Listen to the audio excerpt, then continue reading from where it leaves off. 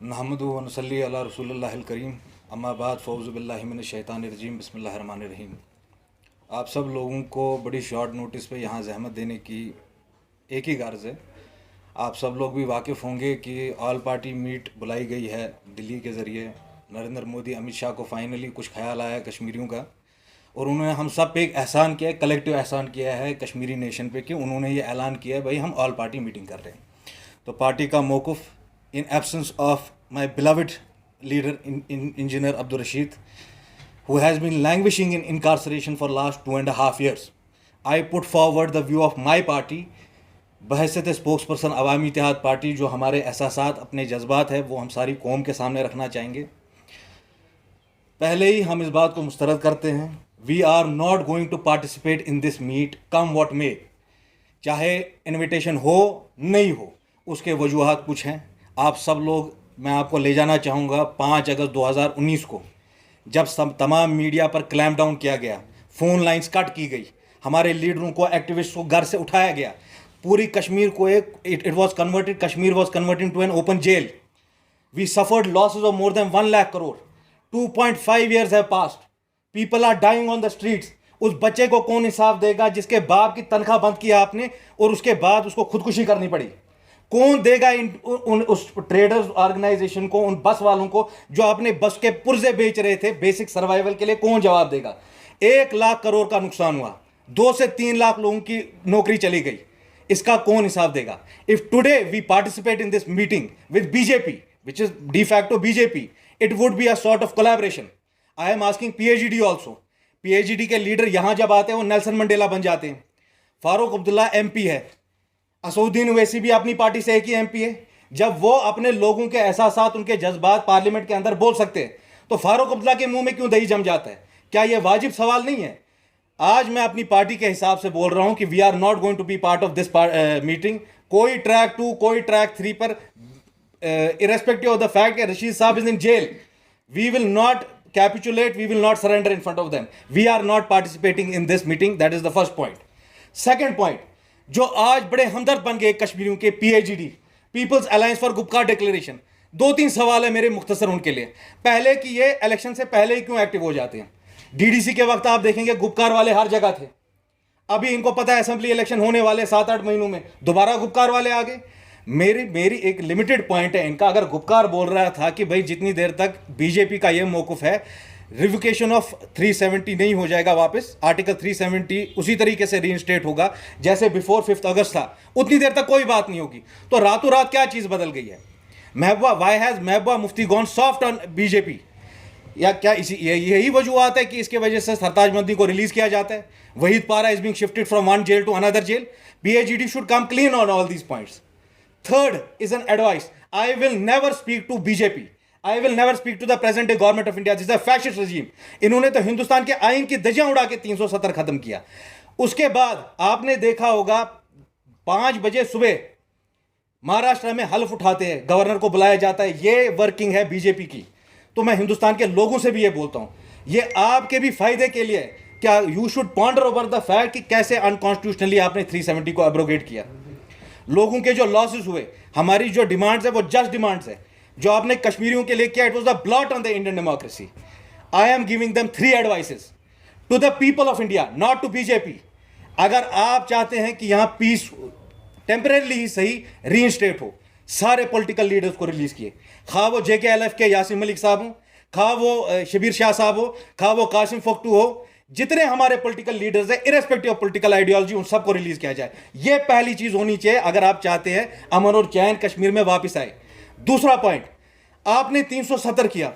मुझे खुदारा एक बात बताइए, ये हिंदुस्तान की फौज है कि नरेंद्र मोदी की फौज है?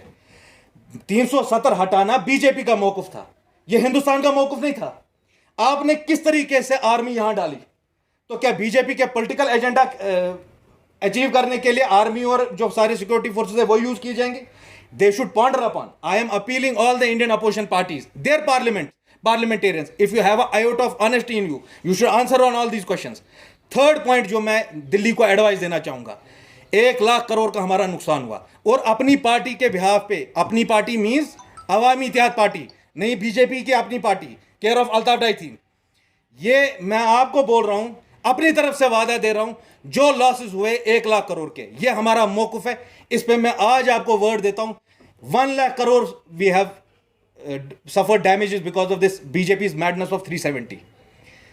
ये मेरी तरफ से आपको वादा है, हम जितनी हो सके कोशिश करेंगे। BJP will have to come what may today tomorrow 5 years from now, give this as a form of penalty to the people of Jammu and Kashmir. ये 1 लाख करोड़ रुपया। अब रहा सवाल, आप देख रहे हैं पॉलिटिकल सिनेरियो क्या है। रशीद साहब बंद है, यासीन साहब बंद है, बड़े प्रो कश्मीर, मैं नहीं उनको हुर्रियत के लीडर बोलूंगा, प्रो कश्मीर लीडर जो आपके मेरे हक पसंद जमाते हैं, सारे बंद है। आज लोगों पर भी एक जिम्मेदारी आयद होती है। ये political vacuum India is going to use it to your benefit. ये जो आज आप PhD वाले देख रहे हैं जो सब रैली करके जा रहे हैं ऑल पार्टी मीट में, they are basically looking for political accommodation. अगले आने वाली गवर्नमेंट में किसको क्या रोल मिलेगा? अगर आप सही मानू में कश्मीर की नुमाइंदगी चाहते हैं, मैं पूरी आवाम से बोलता हूं, जनो मर्द से बोलता हूं, बच्चे से लेकर बुजुर्ग तक बोलता हूं, उन जमातों के हाथ मजबूत करो जो हम हमेशा आपकी बात बोलते हैं, जो आपके एहसास आपके जज्बात के लिए खड़े होते हैं। उन लीडरों की कुर्बानी को आप रायगा मत जाने दो। मैं आपसे नहीं बोल रहा हूं आप तशद्दुद का रास्ता इख्तियार करो, आप पीसफुली परसिवेयर करो अपनी राइट्स के लिए। You will have to fight for all this that you have lost courtesy BJP. Thank you very much.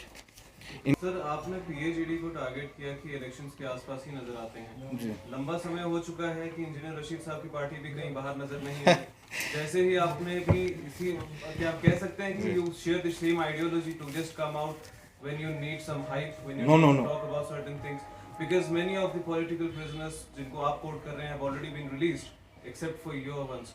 तो क्या आप चाहते हैं कि आप भी इसी मौके पर छक्का मारने? नहीं, आपका क्वेश्चन कंप्लीट कर लीजिए, अब मैं जवाब देता हूं। ठीक है, सवाल है मेरा। जी जी, आप चाहते हैं कि आप, I got your question, please do you have to add something else? Continue. ठीक है, आपने शायद एक प्रेस बाइट हमारी भी कवर की थी हैदरपुरा में।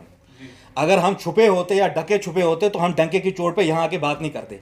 एक एक स्टेटमेंट आप उठा लीजिए अवामी इत्तेहाद पार्टी का post the abrogation of article 370।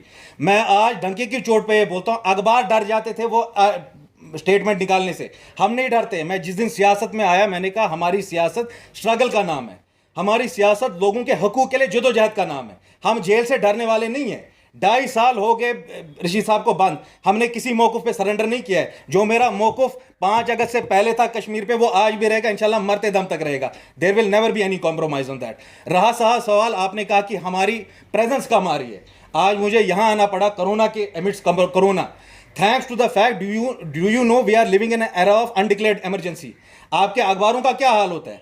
जब कोई आदमी बेबाकी से बात करता है अगले दिन उसको UAPA लगा लेते हैं, इंट्रोगेशन के लिए बुला लेते हैं। You have to understand we are persevering on our part. I am giving you my word। एक एक स्टेटमेंट आप निकाल लीजिए 2019 के बाद।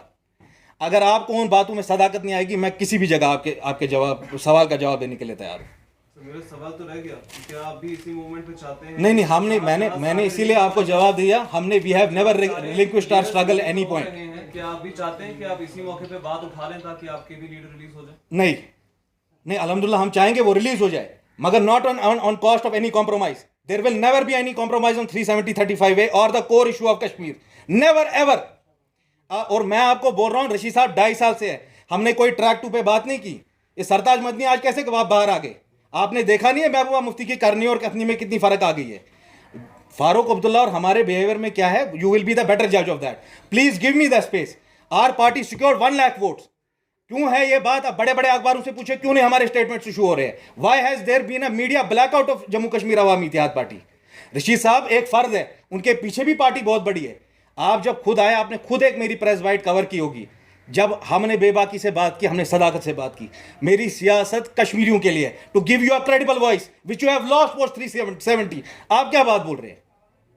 अगर कुछ और सवाल है आप करिए। एंड अगर आप बातचीत नहीं चाहते तो बातचीत के जरिए, सर हम बातचीत बीजेपी के साथ नहीं चाहते हैं। तो BJP is nobody to dictate us कि भाई किस टाइम पे बात करनी है। आप सब कुछ बिगाड़ लेते हो। 7 साल आपने कश्मीर को बर्बाद कर दिया।